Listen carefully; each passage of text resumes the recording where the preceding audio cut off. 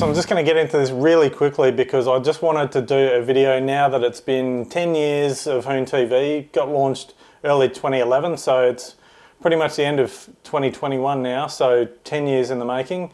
And just going to run through some of the highlights of what I've done over the last 10 years. And I can't thank everyone enough, and I mean everyone, including everyone from the viewers right through to all the people I've travelled with, the people that have helped me with projects, the people who have sponsored me, and just everyone in general. Made heaps of friends, gone heaps of places, and I consider myself pretty lucky. And considering most of it's just around a YouTube channel, who's to say what's next? And I really can't wait for the adventures. So without me crapping on anymore, let's get into videos. I'm going to talk my way through them so you can hear my boring monotone voice as we go. But I'll tell you a little bit about where I've been and what I've done, and yeah, some of the people I've met.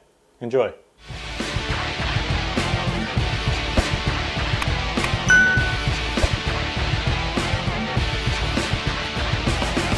All right, let's get into it. This is James's buggy that he built. It's got an R1 engine in it. Now, James is a really good mate of mine. He's an amazing fabricator. His welds are just ridiculous. He's built tons and tons of drag cars and street cars over the years. And back then, this is the video that kicked off HoonTV. This is a video James wanted to get me to do a video to promote his buggies and what he was doing. So we went out and we sort of shot it in a bit of a, you know, Top Gear Ken Block kind of way. And the video ended up being pretty good and it's had tons of views. But yeah, it's pretty cool. And if you notice those wheels there, they're actually Ford Falcon wheels that were machined down to save weight. But let's just say that it went pretty good.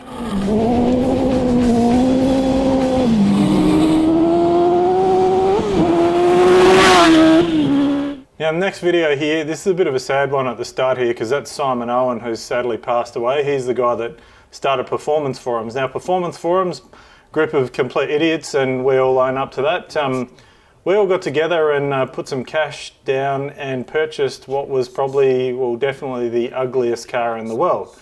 Now, the car was completely unroadworthy, so there's a lot of people complaining about this video saying that, oh, you've ruined a good car, you could have given it away. And yes, they did stab lawnmowers with screwdrivers. And yes, gearboxing is important. This car here was, and you'll see it right now, the ugliest car. And no, we didn't pay that much for it, that was photoshopped. And there's a bit of money. Yes, it did fall apart there. We did take it rally driving and banged it into trees and things like that. And then we gave it to the local fire department to use to do a fire training exercise. And no, we didn't ruin the environment because the fire department did all that. Next up is Kevin San. He is an awesome guy from Sydney. Met him through Performance Forums. Absolute perfectionist when it comes to building cars. Loves his JDM stuff. And with a good mate of mine, Jason, we went and shot Kevin's Hakosuka replica. It's a 2000 GT, and it was just a beautiful, beautiful car. Like, Kevin spent the day with us. We went there, shot it. He's a really well-spoken guy, knows his stuff. So he sat down and talked us through the build and what it took. It was just a really, really nice car. And yeah, he just loves his stuff. His nickname's Babalooey. He's a drifter as well. He's done pretty much everything now. He's got a Pajero Evo, which I'm pretty keen to catch up and see when I get back to Sydney. But doesn't it sound good?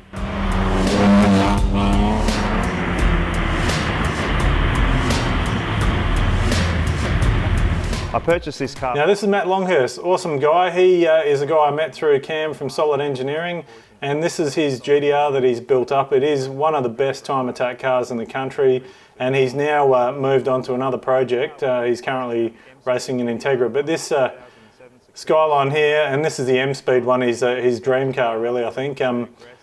The Skyline here, I was really lucky to be around this car a lot of the time when it was being built and raced. Got to go to World Time Attack with the guys a couple of times, got to help out on the car a couple of times, just doing some repairs and just helping out as part of the crew. But yeah, you never really meet a guy more passionate than Longy here. He is a true car head and loves his Skylines and has plenty of them. But have a listen to this.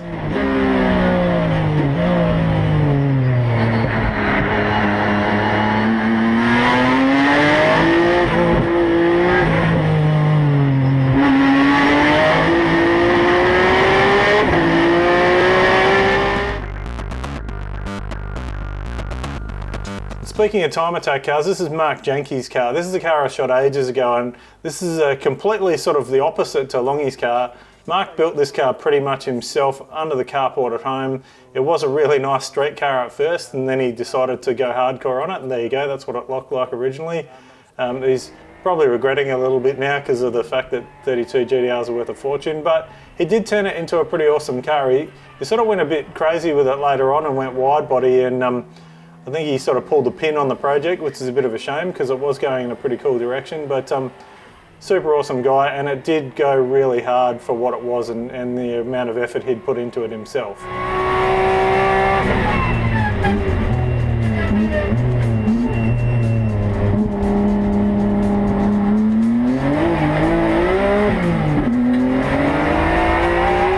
Still the H-pattern gearbox. And speaking of time attack cars, this is Paul Henshaw's 240Z, probably one of the nicest 240Zs in the country, all wide body by Freddie from Top Stage in Melbourne there, but Paul at the time owned a restoration business, and pretty funny guy too, very cheeky, but just a really, really nice car, PMC engine, a HGT sequential, and just a really, really nice piece of work. Tons of horsepower, I think it was about 800 horsepower as well, and just a really well set up car. He was never out to break any records or do anything crazy with it. He just wanted a car that he could build and enjoy, and I think he's probably regretting it now because he sold it and said he wasn't going to get back into cars, but he's since bought another Z car and is doing it up. But this thing was just really beautiful, and the amount of hard work and effort put into it was a real testament to how good he was at building cars.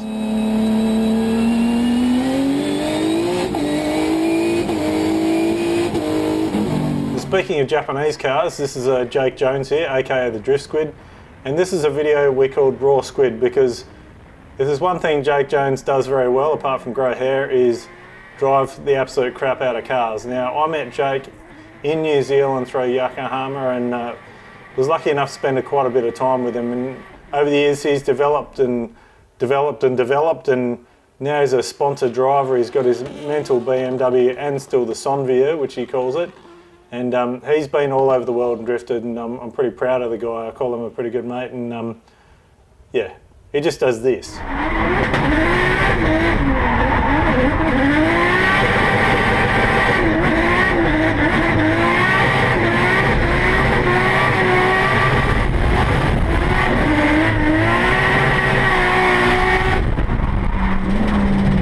you like that one, Boxer? Hey? I like it a lot. Now, speaking of drifting and Japan, this is a awesome trip I did with an old work colleague of mine from Express Publications, Alexi, who you probably know from the tiny little YouTube channel called Noriyaro now. It's got about 50 million subscribers. He's living the drifter life in Japan, and I was very lucky to go with him to Fuji Speedway for a big 1J meeting. He's also a very good Jeremy Clarkson impersonator. The best engine in the world. And we spent the whole day there, and I couldn't believe how many 1Js were there. It was ridiculous. It was just a huge event, and we had tons of fun, and everyone there's so friendly, so nice, and just going to Japan for me is just a joy. I love going there. It is one of the best places in the world as far as cars and motorbikes and people and food, and I can't wait to go back there again. He also won a trophy. Now this is another really good friend in Japan. This is Alan Lorenzo. He was working for Tomei Power at the time. Alan's got a really nice Hachi or E86, proper old school setup on it, 4AG with the quad throttle bodies in it, big cams, all the good stuff, and just a really nice cool car. It's been that much time hanging out with Alan, decided it was probably a good idea to actually do a video on his car. He's I don't know if he's been drifting it much lately, but he should be, because it is a really cool piece of work. It's a little bit loud, but I like it like that.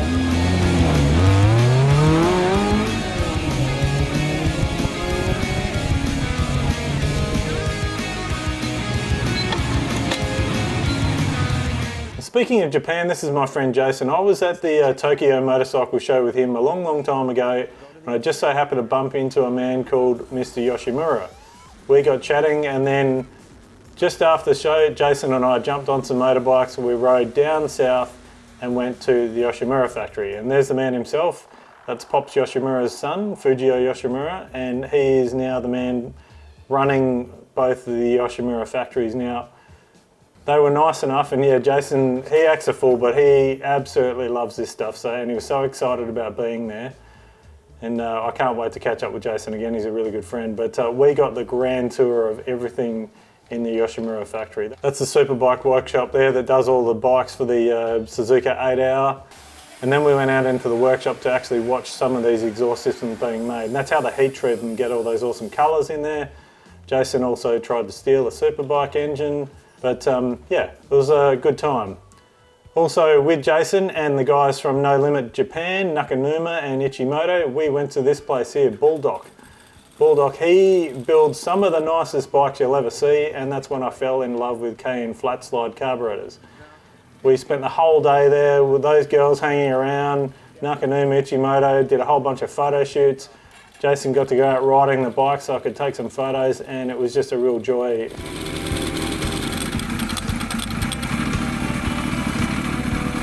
And over here are all the customers waiting to get the Bulldock treatment. So Jason went around, we had a look all through the workshop there, and yeah, it's a pretty amazing place and very humble as well, but the bikes they turn out are just ridiculous. But probably the highlight of the tour there was this. Jason found out that old mate here just happened to be a local arm wrestling champion. Now, speaking of Icon, big thanks to Icon.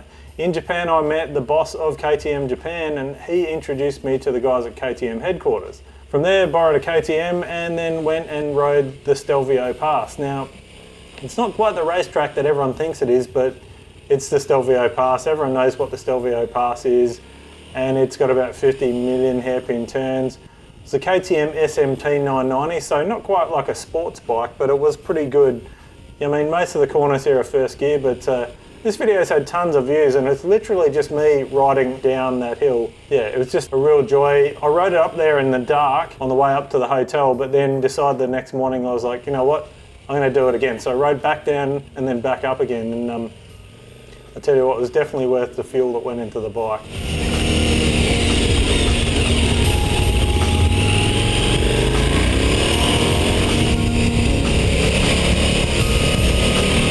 Keeping up with the bikes, this is Ben Jones. I met him at Anglesey. Now this is a very cool GSXR cafe racer he built. He's built a few custom bikes over the years, and if you're wondering where Anglesey is, look it up. It's right up the top of Wales, and there is an awesome racetrack there. And big thanks to my friend Dave Manning for introducing me to Ben here. And Dave is a really good friend, did a lot of stuff for him with Streetfighters magazine, and this was one of the feature bikes we shot while we were there. So yeah, this bike got featured in a few magazines, and it's just cool because it was quite different, and yeah, not your normal sort of Street Fighter. It had a bit of a Norton sort of cafe racer theme to it as well, and big props to him for doing something different and doing it his own way.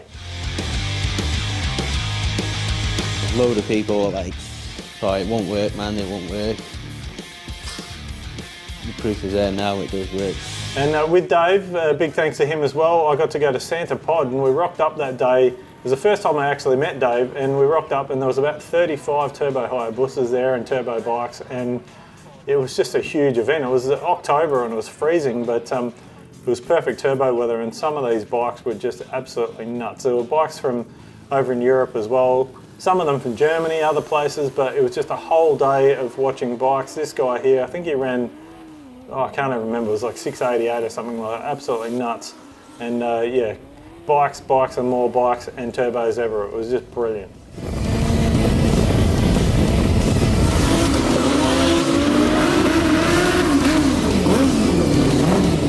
And you know, of course, in Dave's style, he was wearing shorts. Dave Manning from Streetfighters. We're a sunny, shiny Santa Pod in the lovely English October. It's fantastic. We've got the shorts on. Beautiful weather. Then, speaking of turbo bikes, this is Ben Shaw's ZX12 he built for a customer. Looks pretty humble and pretty stock, but you see a boost gauge there, and you look closely, it's got carbon wheels, everything. And I think it had a Muzzy billet block, turbocharger, everything like that. Carbon brakes on it, a real street sleeper of a bike. And yeah, you wouldn't realise, but they put that thing on the dyno, as you'll see in a second, and it progressively made more and more power, right up until, this being a street bike as well, right up until the point where, and I won't spoil it because you'll have to go watch the video as well to get the full experience, but Yeah, this bike ended up making just over 500 horsepower at the back wheel. Absolutely nuts.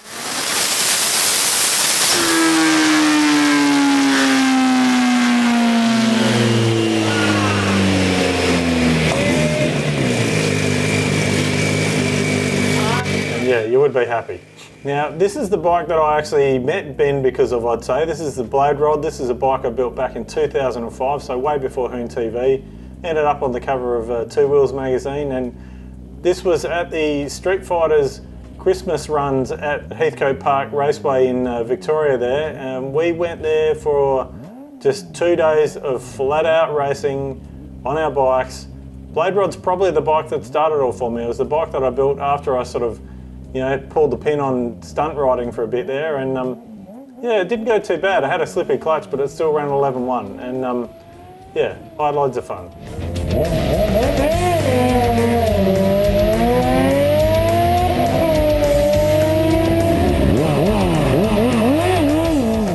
And there he is, Ben. Now I've got to thank this guy so much. He helped me out so much with this bike build here and other stuff. He's been an awesome friend of mine, and this guy is absolutely incredibly smart. Very good at what he does. There's me talking crap as usual. But Ben helped me build the Hoonda, and when I say helped, he did all of the hard stuff, and that was the end result there. It was just a really cool turbocharged CBR 900 Streetfighter. Didn't make as much power obviously as the ZX12, made just over 200 horsepower at the back wheel, which is pretty mental really.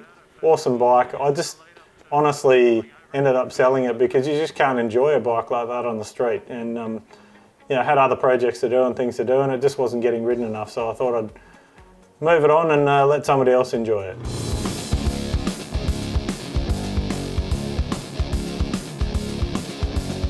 And speaking of bike projects, it's because of the other bike projects that I was lucky enough to do this bike project here. This was commissioned by Fuji in Sydney, who's the parts and accessories company for Yamaha Australia, and it was a 1998 R1, which I convinced them to let me strip down and put all the guts out of a 2018 R1 into. And yeah, if you check out the channel, I'll have the links all for these videos in there. You can watch the full build on this bike. It was a big project, but pretty lucky to have all the right people around me to help make it happen.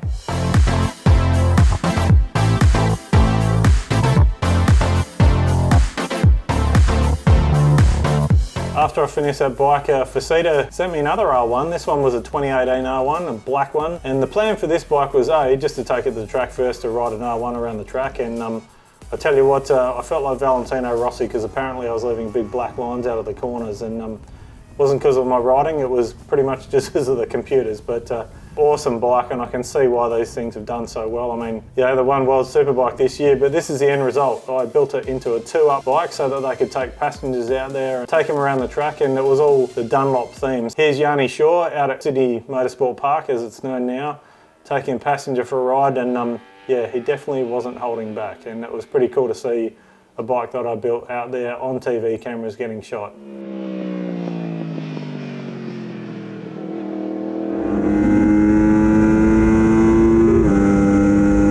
Speaking of bikes, that's Davo Johnson on the left. You might have heard of him. He's pretty quick and rides around the Isle of Man. He also likes waving at the camera. But Davo and I were very privileged to sit down with this man here, Troy Bayliss. 3 times World Superbike champion and just a champion in general. Super humble guy, and he just told us some really cool stories. And yeah, it was really, really cool to sit down with him for our episode of the podcast. I mean, back then it was a Honda monkey bike, and it happened at Christmas time. I was around 5 years old, I guess. I could ride with my dad and help him do a bit of work around the farm, basically. I mean, the bars, like, they used to have, like, you could adjust them like a bit, like it was a really old school one, but I remember that. And you know, speaking of Isle of Man and Davo, well, there's Steve Parrish, got to go to the Isle of Man with my mate Chad back in 2016. And there was a big thanks to Dave Manning, because he was the one that pretty much hooked a lot of this up for me. He helped get accommodation and just pretty much gave us all the tips on how to get there, and just standing there and watching the senior bikes go through. And this is just on the fast part of the track. Goes to show you why you just keep wanting to go back. It's an amazing place. Dunlop by 6.5 seconds.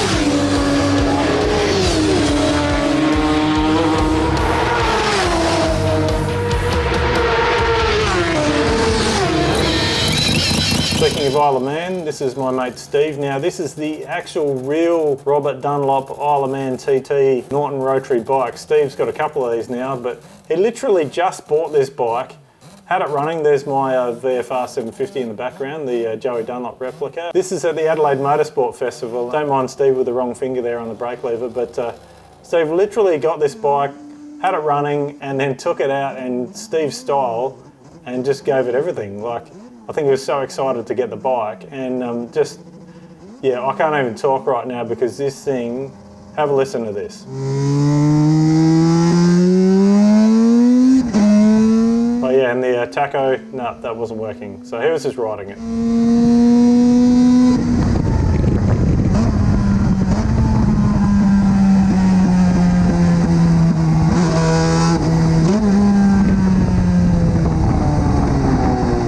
Speaking of amazing bikes, big thanks to Adam Tromp from Iconic Motorbikes in California. He let me ride that, which is a Honda NR 750. There was only 300 of them made.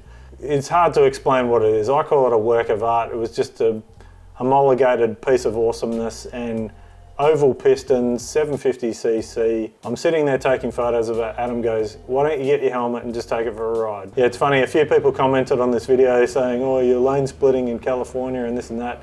It is actually legal there, and I wouldn't have lane split on a bike worth that much if I wasn't comfortable with my riding, but just riding around and obviously watching out for crazy people in cars. But this guy here knew exactly what he was looking at. He was so excited to see an NR. He pulled me over. I thought he was going to steal it. Speaking of America, this is in Arizona. Big thanks to Jay Cantor for taking me to meet these guys at Lex Off-Road. Awesome workshop where they do some really cool fab work and make some custom bull bars and all sorts of crazy stuff. This is Jason's, you call it a pre-runner, but it's kind of his daily driver really. It's a Chevy truck with a Turbo LS, a sort of pre-runner setup in it, and yeah, he likes doing skids, hence the Tyre Killer number plates, and nothing too crazy in the terms of pre-runners, but we decided to put a bit of water around, let him do some donuts. Let's just say it was a good fun day, and it is very cool. The car's called the Boosted Battletoad. You can see the full video. Hoping to get back over there and see him at some stage. It's got a bigger engine in it now, and apparently it sounds even better than this.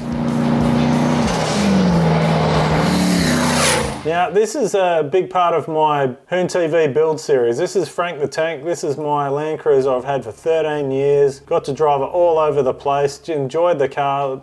Done hundreds of thousands of Ks in it, and that's pretty much how it looked until I got together with my good friends from Burson Auto Parts, and they said, yeah, we'd love to see you do a cool project car, and I pitched this to them. There's me at Summernats with the car. There's the farm truck and Asian burnout ute. That was the guys from Wolf Mother, and this is Tori and the guys at Auto Style ripping into the car with me. We basically welded the whole back up of the car and turned it into a panel van. There's me checking the lines, yep, all good. Showing people how to do conversions. There's Jason from Tough Mounts after we did the panel van conversion, and Perry putting the LS in. Big thanks to Mark's Full Drive Adapters, that kit there. Jason likes the camera. And there's the car at Summernats ready to go on display. It wasn't running yet, but wasn't too far off. And speaking of Jason, here is probably one of my favourite videos on the channel. This is the car that Jason restored. This is Clem Smith's old Charger. Now, rest in peace to Clem. He's the guy behind Malalar Motorsport Park, and this is the Charger he built.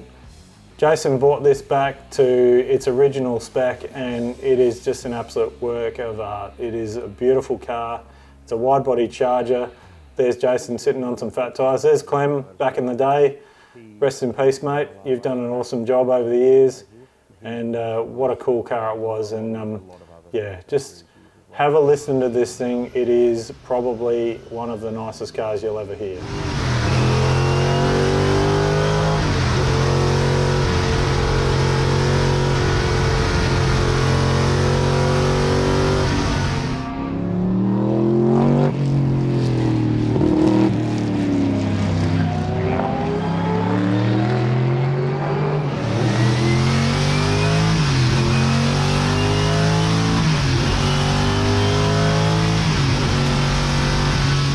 Speaking of V8s, I've been lucky enough to spend quite a bit of time around drag racing over the years. Got to do some video with the Lamatina team at the Adelaide 500, just doing a display here, but we put GoPros all over the car, and Phil just basically went out, put the tyres through some water and scared the crap out of everyone. I mean, anyone who's been near a top fuel car knows how much those things spark, and it's really cool to see 2022 showing some big progress for top fuel racing with Burson Auto Parts getting involved, and can't wait to hopefully get out the drags and watch some top fuel cars again. I spent a lot of time filming them and they are just an amazing thing. They shake the ground. They are the coolest thing you've ever seen. If you've never been to watch a top fuel race meeting, put that one on your bucket list, because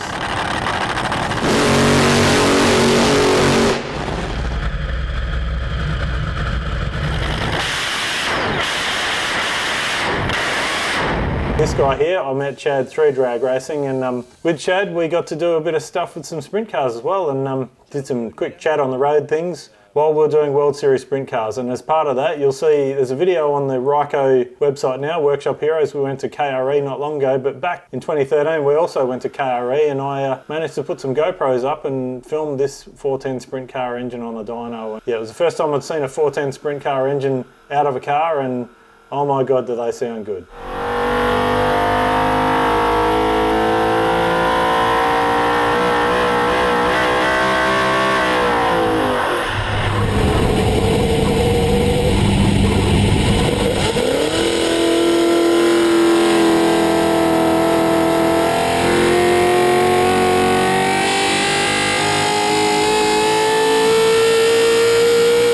And to round things out, this is just a random video that I got of the Queen Street Racing, I think it was an RB30 at the time.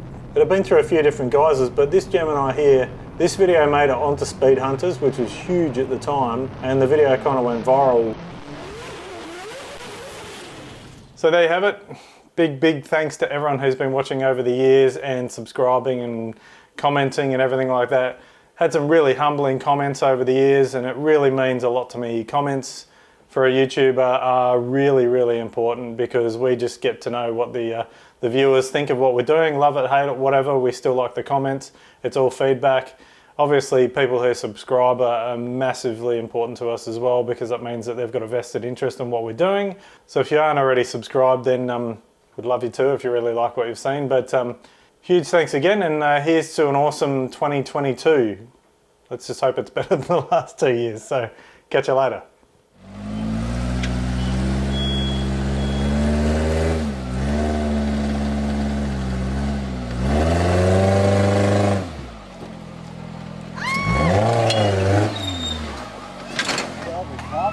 Did anyone get that? I meant for that to happen.